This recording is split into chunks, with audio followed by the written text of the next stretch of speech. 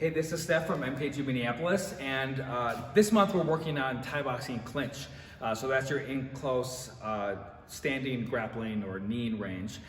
Sometimes we refer to this as plum, which is spelled P-R-U-U-M, or just Thai clinch is good too. So the first couple of weeks here, we're going to talk about basic positions and some basic escapes from those positions, and arm weaving, and how to move a little bit, how to throw knees from there. And then we're going to get into a little bit into some of the counters, like how to counter knees when you're in here. Somebody's throwing a knee. How do you stop that knee from landing? And then the final week for the live session, we're going to get more into entries. So we'll talk about how to enter into clinch, throw a couple knees, and then exit safely. So I'm going to borrow my training partner here. So a quick note about this position, or this drill. When you're in clinch, when we're in close like this, you just look at my feet. So you want to kind of duck your feet out a little bit, kind of a duck walk. So if you have your feet forward like this, it's easy to get off balanced. It's easy to get swept.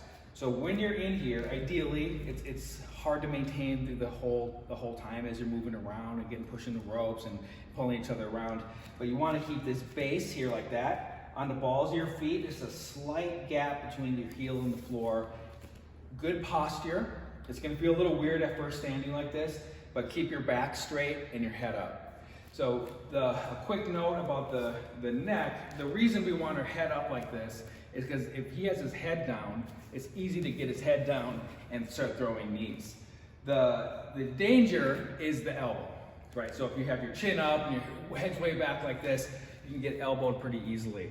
So there'll be a little bit of, sometimes you might tuck your chin if you have a good position, maybe you're in a dominant position. So if I have two hands in here like this, or have my double neck grab, I want to keep my head, sorry, I'm yelling in your ear.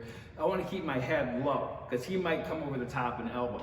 So I want to keep my chin tucked. If I'm in a position here like this, I want to keep myself protected. He, on the other hand, wants to make sure he's up so I don't pull him down. It's a little bit of give and take with this position. Okay, so again, duck feet out a little bit. You're kind of on the balls of your feet, straight back, and you're in tight. So position one, double neck grab.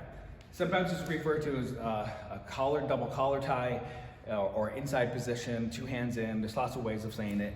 We just call it the double neck grab. I want my hands at the back of his head, cupped together like this, elbows in tight, so that I can bend him forward and get good head control here like this. This is the most dominant position in clinch.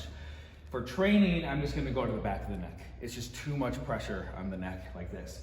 So I'm just gonna double him up with the back of the neck, elbows inside the shoulders, so I can get some good leverage here using my forearms on his body like that.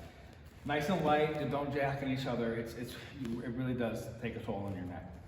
So first position is your double neck grab, and he's gonna do the same thing. He just comes in here like that. I'm keeping my back nice and straight, so if he tries to pull me forward, I have good posture and good base. Second position, 50-50. So this is a neutral position. Neither of us has an advantage here. We both have the same advantages and disadvantages. It's neutral, but you often will end up in this position. Make sure you're covering here. So I have one hand on the neck here like that, and one hand here to stop him from elbowing. So just keep that right here like that. It's kind of hooked over the arm. Last position, neck and bicep. Or you could also say neck and tricep, because I'm kind of hooking around and grabbing the tricep here like this.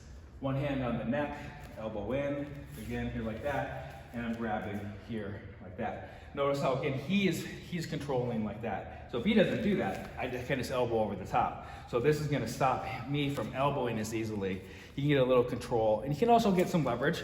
So if I throw a knee, he can use his arm to kind of pull me down. So this is a good habit to get into. From my side, I want to control this here like that. Nice control. I can use it to lift and off balance. I can use it to pull here like that. I can trap his arm low like that, start throwing. It's a good position to work from. So those are your three first positions.